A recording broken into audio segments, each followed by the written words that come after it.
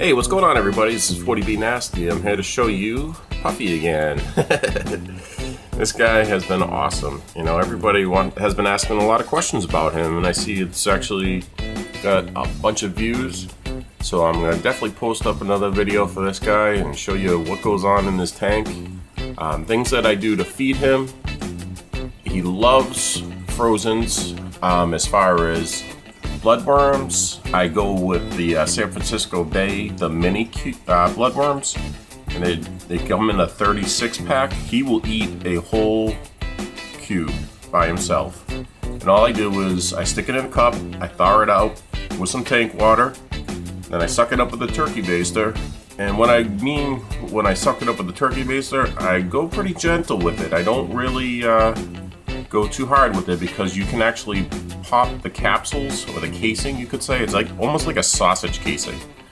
And when you do that, they won't eat the casing. They'll go and eat the casing with the blood in it still. So just make sure you're gentle with it.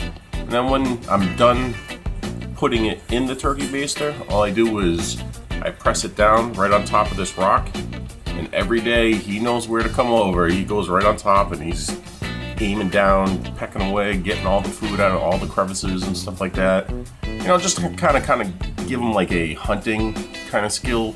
Keep that in his balance, in his mind. Make sure he's always thinking, because that's what they like to do. So you don't want to fight the things that they like to do. But he's healthy. He does have one issue right now. He ended up chipping one side of his beak, and I don't know if I can get him to face us, but hey buddy, come here.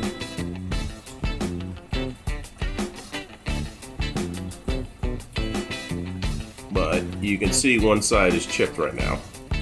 And that is from biting on a snail that is a little too hard for him. They're usually hiding up top right now out of the water line. But at night, they do come down. I do have two of them in there, and those are the zebra nerite snails. You know, his beak was getting too long for himself, and yep, there's one right there actually. I don't know if I'll be able to get him, but he's sitting right there. It's too dark. Obviously, I won't be able to get him. But anyway, be careful with the type of snails you do put in there. They do eat certain snails. They can like literally eat the whole shell and everything and poop it out. That's natural for them. I just prefer not to because they can become a mess in your tank. Some of the simple things that he does like to eat, he actually likes the mysis shrimp from the San Francisco Bay. Just make sure when you get that kind of food that it's not like a tan or a brown. You want it more of a creamier white, because if it is in the tan range to getting to dark brown, that means that food has been thawed out several times, probably during shipping, and the nutrition of that food is not very good anymore, and you'll be able to tell because it'll be a really fishy smell to it. And he also likes the Hikari brand of brine shrimp, whether it be with the spirulina, which I prefer to use because it's actually an extra nutritional value to it. It's kind of like your nori for a saltwater tank, and that I also use for my saltwater tank. If you've never seen, I do have one of those. But I would also say stay away from those if you don't want a headache. Seriously, what has happened in this tank over 4 years will happen in probably like 2 or 3 days in my saltwater tank. That's the difference between a simple brackish water tank setup and a saltwater tank setup. But here's what up top looks like. Let me show you real quick. This is my Archeon 10, and people use carbons and stuff like that. You know what?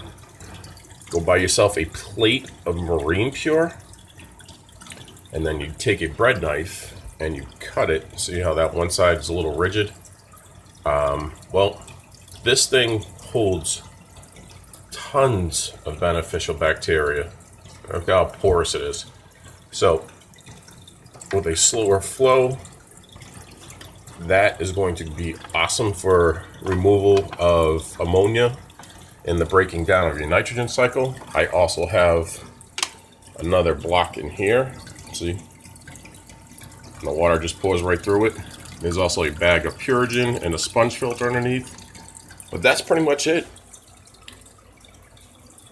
This is my tank and my little Puffy guy. Always happy. 40B Nasty out. Take care.